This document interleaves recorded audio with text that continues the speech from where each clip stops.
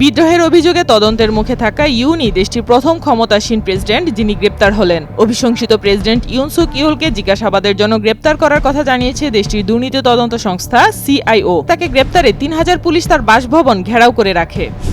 উল্টো ওয়াশিংটন দশকের পর দশক ধরে তাদের বিভিন্ন বিষয় হস্তক্ষেপ করে আসছে বলে অভিযোগ তেহরানের। ইরানি প্রেসিডেন্ট মাসুদ পেজেশকিয়ান ট্রাম্প ও যুক্তরাষ্ট্র সরকারের অতীতে করা অভিযোগগুলো অস্বীকার করেন।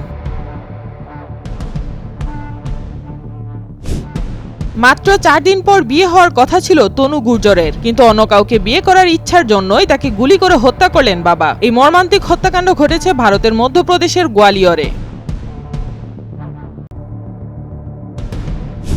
মার্কিন পররাষ্ট্র দপ্তরে ভাষণ দিতে যাওয়ার পথে বিক্ষোভের মুখে পড়েন প্রেসিডেন্ট জো বাইডেন। ক্ষমতা হস্তান্তরের মাত্র 1 সপ্তাহ আগে তাকে দেখে যুদ্ধাপরাধী স্লোগান দেন বিক্ষোভকারীরা। রক্তের মতো তরল পদার্থ রাস্তায় ঢেলে রেখে বলেন, হাজারো ফিলিস্তিনিকে হত্যার জন্য বাইডেন দায়ী।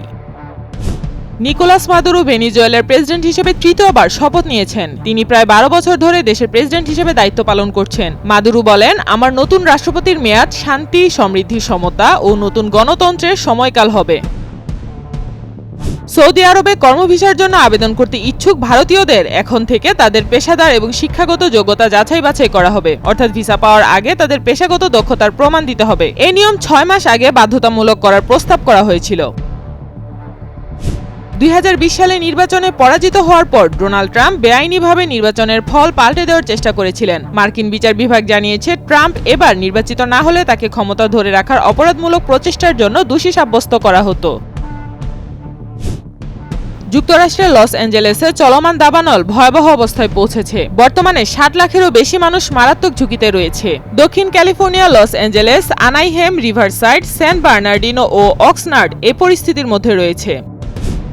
দক্ষিণ আফ্রিকার একটি পরিত্যক্ত স্বর্ণখনি থেকে অন্তত 60 জনের মরদেহ উদ্ধার করেছে দেশটির পুলিশ। জোহানেসবার্গের দক্ষিণ পশ্চিমের ওই খনি থেকে অবৈধ খনি শ্রমিকদের মরদেহ উদ্ধার করা হয়েছে বলে পুলিশ জানিয়েছে।